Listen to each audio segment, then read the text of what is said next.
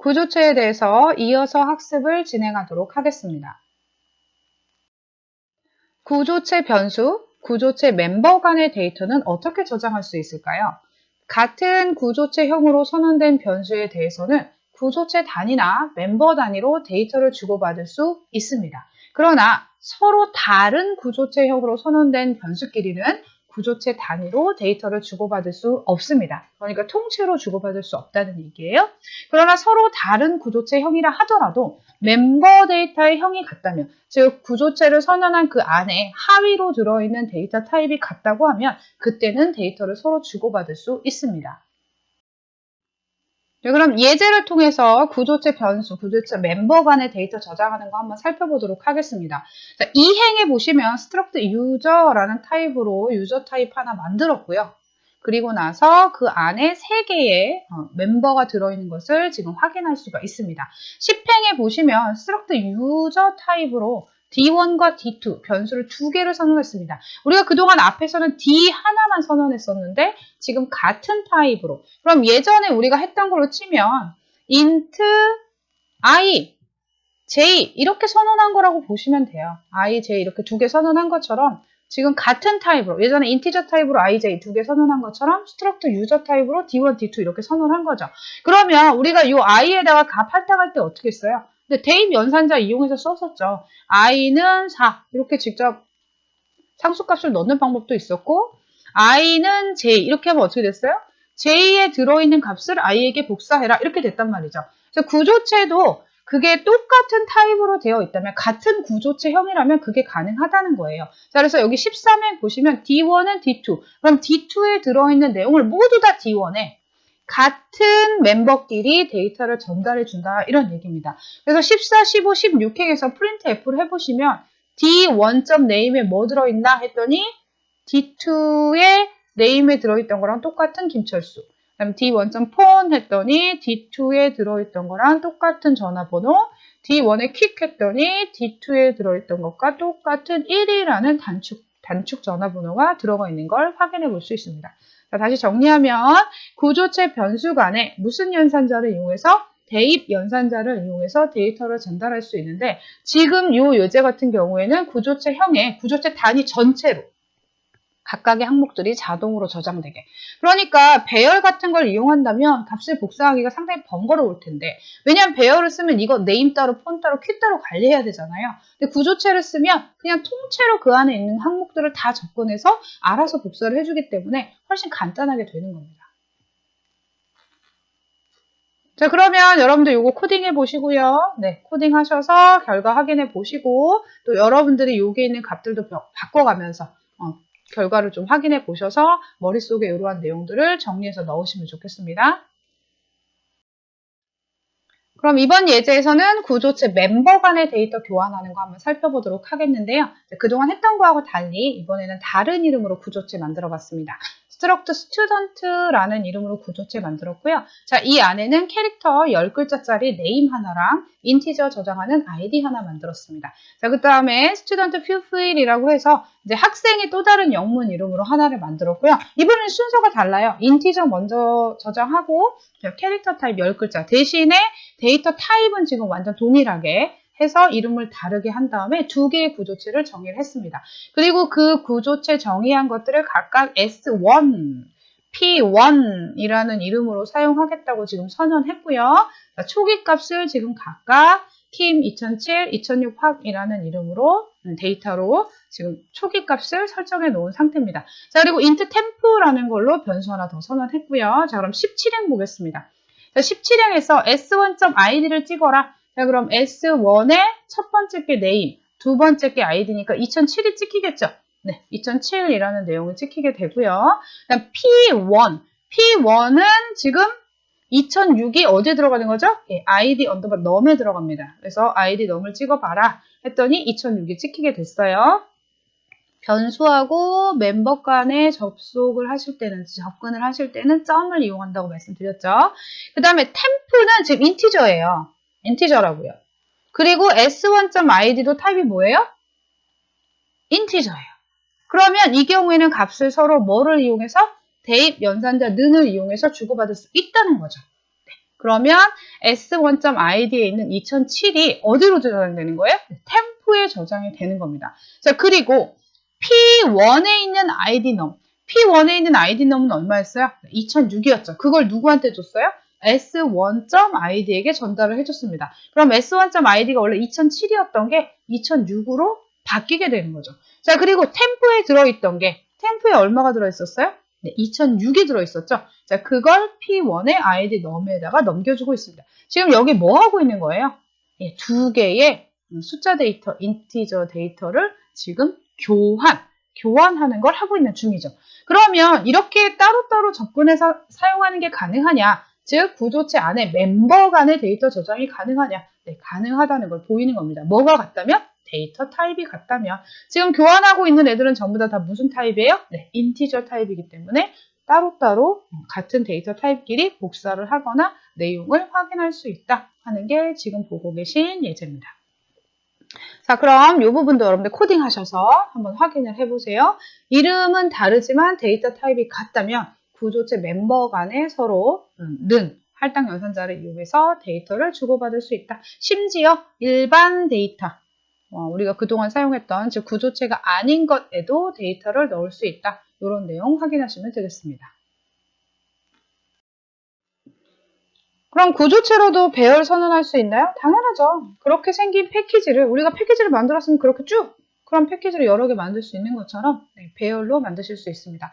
배열은 같은 유형의 데이터를 넣는 거라고 했기 때문에 스트럭트 유저, 즉 유저 안에 이 세 개가 항상 같이 들어있는 그런 걸 D2, 두 개를 만들어 달라. 그러면 뒤에 0번째 파트에 요 세 개, 네임, 폰, 퀵 라는 게 하나 생기고, 자, 그 다음 뒤에 몇 번째? 네, 1번째에도 네임, 폰, 퀵이라는 게 이렇게 생기는 겁니다.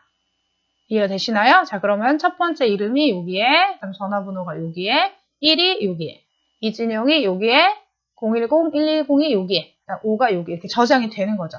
자, 우리가 그냥 일반적으로 int de 해서 우리 배열할 때 배열에 있는 데이터 값 로테이션 할 때 뭘 썼어요? 네, 포문의 도움을 받았죠. 포문을 이용해서 0부터 2보다 작을 때까지, 즉 0하고 1번 방에 데이터를 접근했던 거하고 똑같이 그대로 사용하시면 됩니다. 대신에 그 안에 있는 각각의 데이터는 원래 접속할 때 뭘 이용했죠? 네, 점을 이용해서 접근했던 것처럼 여기도 그대로 쓰시면 됩니다. 그러니까 i가 0일 때 지금 여기가 뭐가 되는 거예요? 네, 0.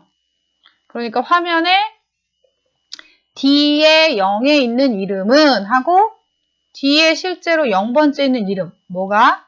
김명환이라는 게 찍히게 되는 거죠.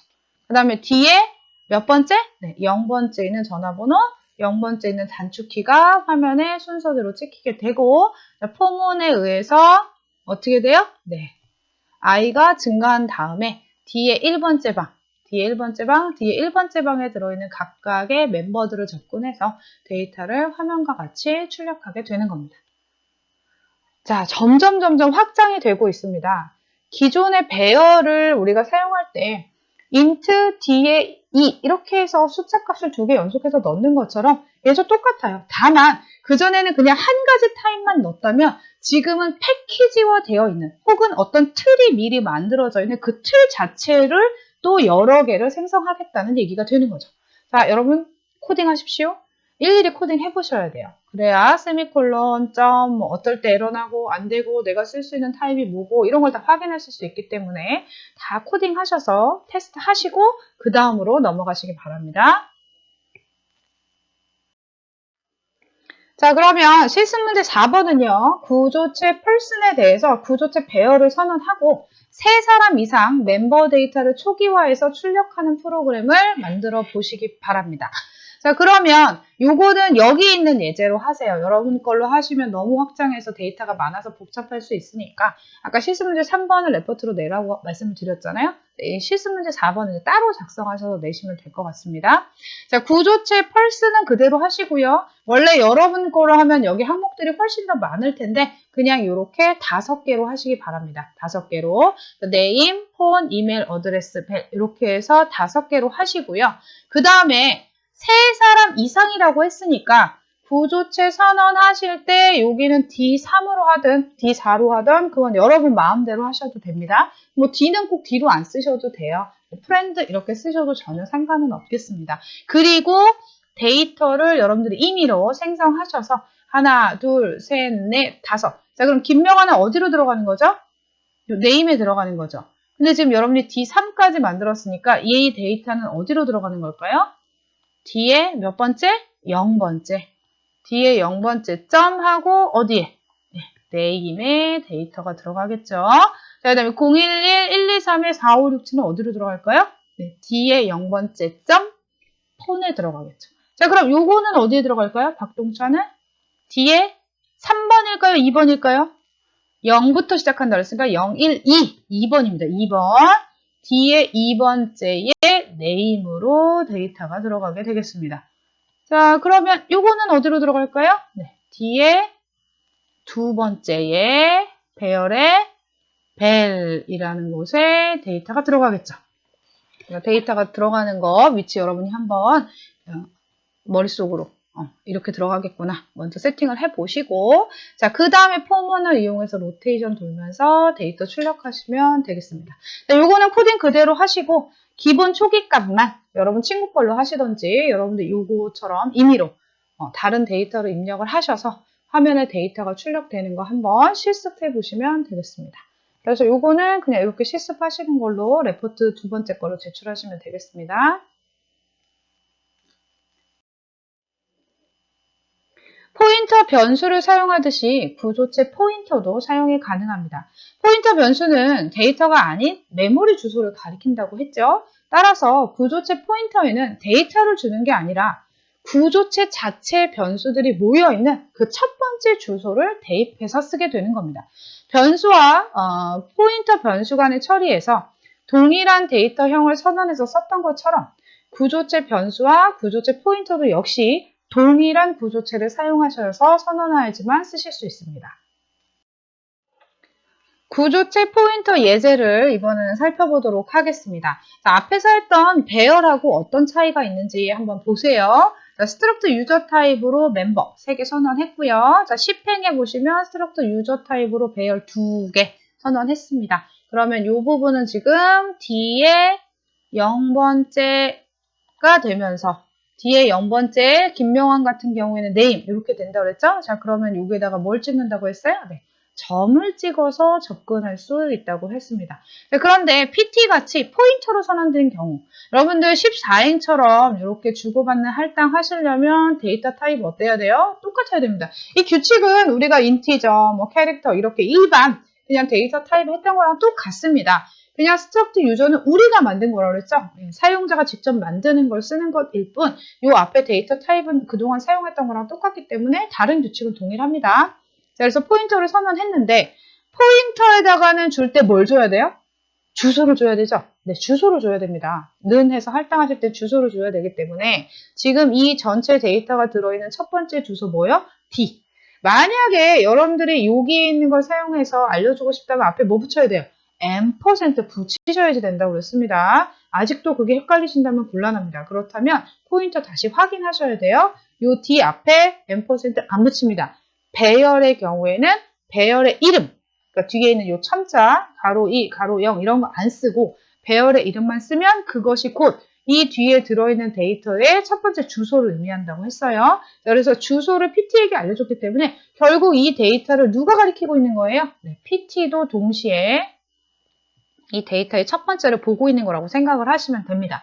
자, 폼은 이용해서 로테이션 돌 때 여기서 설명드렸듯이 배열 같은 경우는 점을 이용을 하지만 포인터의 경우에는 특별한 연산자, 화살표 모양이죠. 이 연산자를 사용하게 됩니다. 그래서 pt 플러스 i 하면 처음에는 i가 얼마예요? 0이에요. 그러니까 포인터가 가리키고 있는 곳의 내용, 첫 번째 걸 말하는 거고 그 다음에는 한 칸 어떻게 돼요? i가 증가하는 거니까 1. 그 포인터가 가리키는 곳에서 1이 움직인다는 건 한 바이트가 움직이는 건 아니라고 그랬어요. 그 데이터가 들어있는 영역 전체를 다 옮겨가는 거라고 보시면 됩니다. 여기 가로 안 하면 큰일 납니다. 가로 꼭 하셔야 되고요. 이렇게 해서 전화번호나 내용을 접근하실 수 있게 됩니다. 자, 그래서 배열을 쓸 때랑 포인터를 쓸 때는 여기 출력할 때 배열은 점을, 포인터는 화살표 연산자를 이용해서 쓴다. 이렇게 알고 계시면 되겠고 나머지는 뭐 크게 달라지는 점은 없습니다. 주의하실 점은 주소 할당할 때 여기 앞에 앰퍼센트 붙이지 않습니다. 그냥 배열 이름만 주시면 주소값이 전달이 된다는 거.